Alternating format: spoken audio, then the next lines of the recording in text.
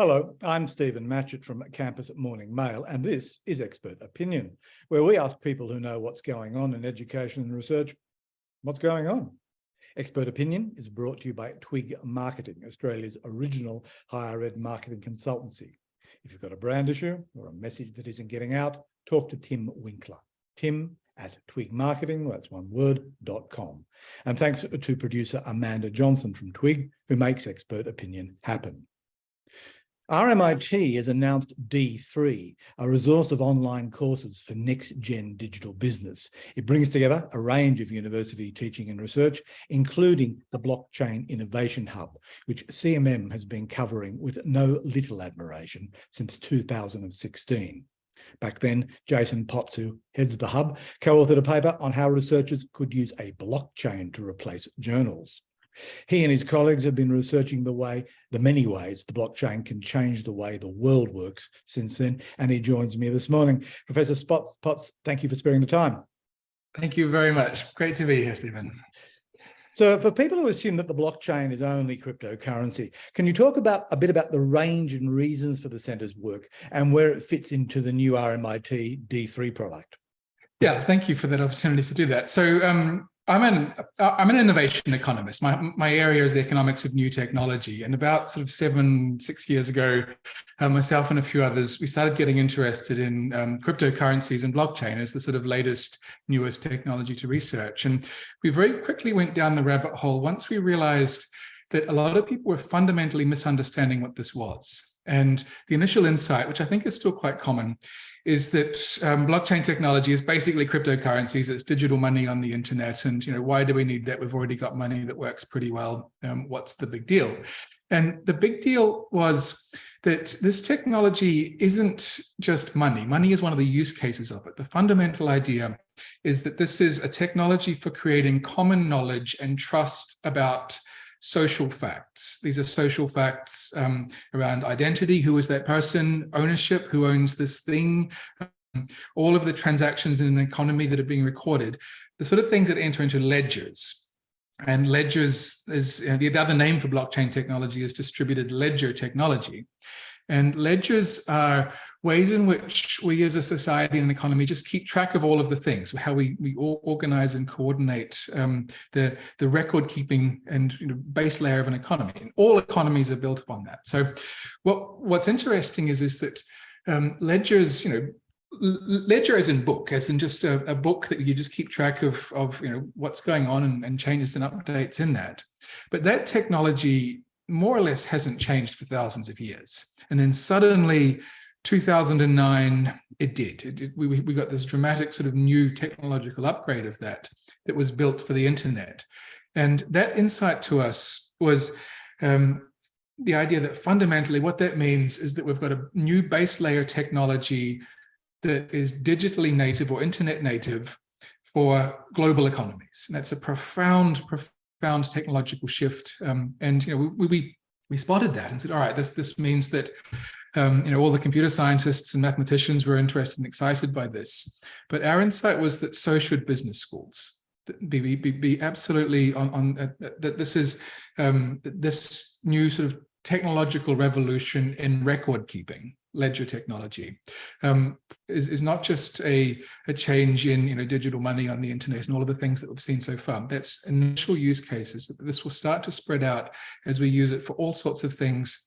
Through all of the industries in an economy, will gradually transform them from the bottom up. And the big idea there was that once we have that sort of fundamental digital all the way down change in how we keep track of common knowledge of social facts, all of the other digital technologies can build on that. And this was the significance of this for AI and machine learning and for Internet of Things and the other sort of parts of that digital tech stack. So our argument then as now was that this is a revolutionary shift. Will probably be decades in the making before we sort of see the full impact of this, but this is analogous to sort of the Industrial Revolution in terms of its impact. So that was what we did. Yeah. Enough to bring libertarians cheering in the aisles. I mean, it potentially just reduces the role of the state as a regulator, well, not as regulator, but as administrative gatekeeper. Well, look, I mean, that is one interpretation. That was the common interpretation early on, that this was a a disruptive technology that is competing with the way in which we provide a lot of these services of trust, which governments provide most of these. They provide the property registries, they provide money, they provide the court systems, they provide all of the governance and trust technologies that underpin societies. And that's the sort of libertarian angle on this was definitely there at the beginning. But I don't actually believe that to be fundamentally the core insight here, because this technology has been picked up just as much by the communitarians. And the communitarian, to the extent that the communitarians are people who are interested in civil society, where groups of people come together and they create a common pool resource, like a commons. And the technology works just as well in that context, because it's the same thing. It's just a group of people come together and they need a way to agree upon facts within the scope of the community. And that can be things like who did what when, and just keeping track of things. So I don't see this technology as being as having a strong political valence, left or right. I think it's actually quite independent of that. It's a technology for societies, and the main thing that's disrupted isn't sort of government or the other. What the main thing that is disrupted is hierarchy. This is a technology that disrupts the use of hierarchic decision making. Because you don't need it as much. We can actually get by with more distributed economic infrastructure. So tell me, firstly, industry with the new business school. What are the industries that need to look most closely at this, plus all the other stuff you're going to do in terms of AI? Yeah. So look, the disruption that blockchain technology has brought, and again, just a key insight here is that blockchain is just the beginning. This is a full digital stack of things. So we've seen a number of industries where you've had significant costs of intermediation. And the obvious big one to start with is finance. Finance is just nothing but intermediation from top to bottom. And real estate. And real estate and others, yeah. But also the way in which most industries work is that groups of people will come together and find ways to create value, and that might be producing something and then selling something or exchanging things. But you need some kind of intermediation. Now, whether that intermediation is provided by a bank, which is just ensuring that the person who wants to pay has the money and handing that off, that's bank as a ledger. Whether it's in property, whether it's the person that's selling the thing actually owns the thing that they're trying to sell, that's a property, that sort of property ownership registries as ledgers. Whether it's a platform economy, such as a thing that's sort of matching buyers and sellers together, and that can be everything from Amazon to even universities are like that. We're matching sort of people who want to learn with people who can teach, matching. In all of those types of situations, what you've got is a lot of what is being produced is trust. Is the counterparty who they say they are? Do they have the rights to do the thing that they want to do, whether it's enter a room or sell an object or whatever? That kind of, those costs of trust are what ledgers provide in an economy, whether it's property registries or bank accounts or other types of things. So, and one of the sort of early insights that we had was that around about a third of any economy is made up of just verifying these basic facts. And these are all good things. This is what accountants do. This is what lawyers do. This is what large amounts of the public service does. This sort of cost of trust is just verifying that someone can do the thing that they're claiming to be able to do. And for an economy to work at scale, for it to work at beyond this level of a local village or a group of people who just implicitly trust each other because they know each other personally, for an economy to work at scale, we need to have ways of solving those costs of trust problems. And that's what this new technology, what blockchain technology brings in, is a way to do that at scale. So in answer to the question, what industries does this affect? All of them. Which ones does it start with? The ones that are most easily disruptible by that. So cryptocurrencies were essentially disrupting banks as providing to enable direct peer-to-peer ways of sending value. I can send you some value, a coin, directly without going via a banking system. And that's not a completely exotic concept. That's the same way email works. I can send a message to you without going via the company that does that. It's a protocol. It just works. So if you're using the same system as I am, we can connect. We can send peer-to-peer messages. So that kind of distributed peer-to-peer model for communication can then be extended up for anything that is made of digital information, and to that extent. Whatever parts of the economy we can digitize, we can bring into this new sort of technological base layer platform for keeping track of stuff. And with that, we can then, there's no limit to how big that can get. That naturally becomes a global economic system. Now, there's a lot of challenges around what are the laws of this new world? What types of money does it have? How do, what happens if something goes wrong? And we're at the very early stages of that process of sort of trying to rebuild a global natively digital economy. But we've done this before. Like this was we haven't done it in our lifetimes, but a few hundred years ago, that was the beginning of the Industrial Revolution that gave us modern economies, that required us to build these large corporations and government systems to keep track of property and so on. So what we're at now is an opportunity to reinvent some of that.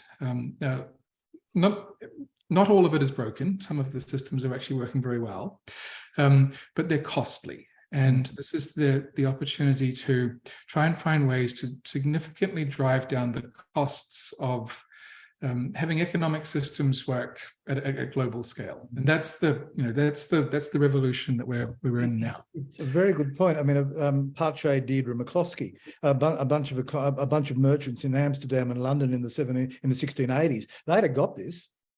They might have struggled with electricity, but they'd have got the concept. Yeah, and I'm a huge fan of Deirdre McCloskey's work as well. But the key thing that she argues is that what her point was that the modern world was a merchant revolution. That it was the technologies of trade, and particularly trust, and status and so on, that merchants rose in status in society, and the technologies associated with their activities grew. This is the same type of technology. It's a technology that it comes out of open source software. It's not patented and locked down and owned by anyone. Anyone can use it. And no one can stop anyone from using it, is more the point. And I sort of fundamentally, and as does my team, we fundamentally see this as a technological revolution in tools for cooperation at scale. And whatever you want to do with those, whether it's it's not naturally a business tool, it's a tool for cooperation that we can use for nonprofit organizations or civil society organizations or business organizations. But just whenever a group of people want to come together and just coordinate as cheaply as possible, to keep track of who's part of our community, who did what when, who has which responsibilities for what, administrative technologies. We've just had a massive tech revolution, and a thing that we just don't normally have tech revolutions in, which is what we've called institutional technologies instead of industrial technologies. And I think this is going to be disruptive across the board, in really interesting ways. And one of the other sort of just things to point out here is that in countries like Australia or Switzerland or America, it might not seem that big a deal to have high functioning administrative systems or court systems and so on, because our ones work pretty well. We've in the developing world. Yeah, but the basic modern explanation for causes of underdevelopment and poverty, it's got nothing to do with problems of the individual people. People are people everywhere. It's institutional quality that differs, and broken institutional systems lead to poverty in underdeveloped regions, and that's often things as mundane as just being able to prove who you are, identity systems, to enable you to get a bank account, to enable you to make payments, to enable you to make loans. So that ability to just completely bypass and completely bypass those types of broken political institutions and just replace them with ones that work at scale everywhere. Trust and the rule of law are the beneficiaries of the poor. Yes. So I mean, that's ultimately, my sense of, why is this technology disruptive, but ultimately going to produce, I think, I really do believe, profound improvements in global social welfare, is because of that ability to provide high quality digital institutions in places where we have broken institutions. So like mobile phones, it gives developing countries the capacity to jump a generation, as it were. Yes, and we're seeing that already. We are seeing that. That's exactly what is happening. Yeah. And it is happening, first of all, in finance and money and payments, where just essentially people can have much better savings technologies. And whatever you think of Bitcoin, it's one of its main uses now is not as actually as a money, but as a savings technology in places that have traditionally either had bank accounts that have been subject to arbitrary confiscation, or money systems that are subject to arbitrary inflation. It's enabled it's a tool of the people to take back a lot of that power. Your centre is number one on one of the trade journals that comes out number one, number two in the world in terms of research. So what are you going to be teaching now with regard? Yes. So one of the key insights we have, so we're we're a business school group. So we've got economists and lawyers and accountants and sociologists and political scientists and so on. And one of the key insights for us was that this new sort of technological stack or suite of things doesn't fit neatly anywhere. It's partially an economic tool because it's got incentives built into it. It's partially finance because it's being used as to create those types of things. It's technically an accounting technology. It's ledgers, but it's also a way of building smart contracts, which means it's law. So what that means is that we're a profoundly interdisciplinary center as a research center, but that has meant that we've also had to approach that from an education perspective as well, is that to really learn how to, what we're wanting to do for students, as well as for industry right now, is to provide the education tools and capabilities to come in and figure out how to use this technology, how to create things and build things with that, which means that we have to break down the sort of disciplinary silos a bit and try and create education offerings that cut across these things. So we've been building courses in blockchain for law and blockchain for finance and blockchain for economics and so on. But those are really just introductions to get people, used to a lot of basic concepts. A lot of the real power of this comes from when we put this into a context of, all right, now we build something with that. Okay. And that sort of, I think, the secret source of what we've really got here is recognizing that what this new suite of technologies brings into a digital economy, and from the perspective of a business school, is that we need to produce people that have these capabilities across these disciplines at the same time. So that's really what we're trying to offer, and it's the same thing with our industry engagement offerings as well. So are you looking towards basically to getting down in the weeds to start teaching how you design a production system? Very much so, very much so. So one of the ways we've been thinking about this is that the thing that blockchain technologies bring is you actually end up designing economies. And these are tiny little microeconomies where they'll have a group of people coming together to produce a thing, but it has its own money. It has its own sort of set of laws that are hard-coded into it as smart contracts, has its own set of institutions and so on. And we normally, in an industrial economy, that's a nation like Australia as an economy with its own money and its own system of laws. But what we've got with blockchain technologies, and as the full stack, is the ability to design microeconomies for a particular purpose. Now, some of these might be ad hoc. We just need it for the weekend, and we need to throw up a set of property rights and ownership and identity and a market system and a money and blah, blah, blah. But we can do that very, very quickly. It's all just code.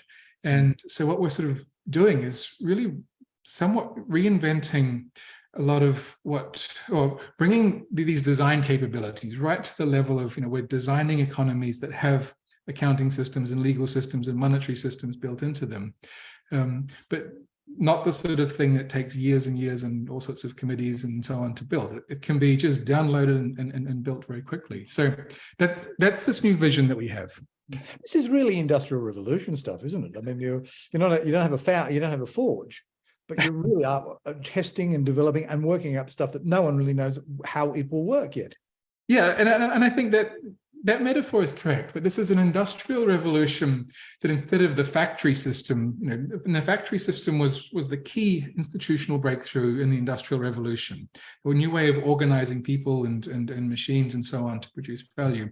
Here, what we've got is an institutional revolution where we've got this new suite of tools, and cryptocurrencies and tokenization and smart contracts and decentralized identity, that sort of stack of tools that can be put onto a L1 blockchain, layer 1 blockchain, and you can build these institutions for whatever purposes that you need them for. Now, we're at the stage now where we've got the tools. We're still not quite sure what we're going to do with them yet. There's a few use cases initially. We can use it for money, or we can use it to build an insurance product, or we can use it for disrupting some financial products. But we're 5-6 years deep into that. Like, I think the next decade or two will really be this phase of exploration of what we can do with it. It took old media a generation to work out what to do with the internet. I'm wondering, you have still got the blockchain has still got a long way to go. Yeah, and I think that's right. And the metaphor is the same. It was a fundamental shift from a hierarchical organization, a media company, to fundamentally rebuilding it as a platform. And it's the same sort of thing here. What we've got is blockchains are fundamentally protocols. They're made of software. They're peer-to-peer network systems that enable people to come together and do stuff. And the main difference between sort of first generation internet and sort of third generation internet, which is blockchain, is that it's much more than just a communication system. It's a way of having all sorts of value capture and ability to build capital assets and other types of things. So we've got a lot of the first use cases were just digitally native things like video gaming or other types of things, or digital art, where it begins and ends on the internet. So it was relatively straightforward. But most of the economy isn't on the internet; it's in the physical world. So we're just at this early stages of building tokenized representations of physical things, bringing them onto blockchains, then enabling smart contracts to interact with them. So we are still very, very early in this process. But I imagine in terms of education, it's going to have a huge opportunity in terms of micro-credentials.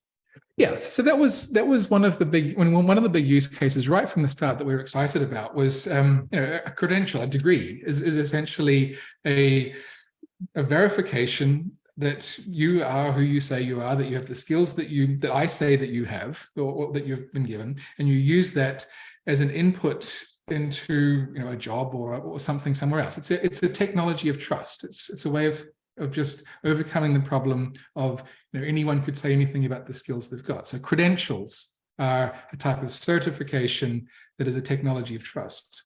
But so are labels of all sorts, right? This isn't just, those credentials are sort of labels for people or identity for people.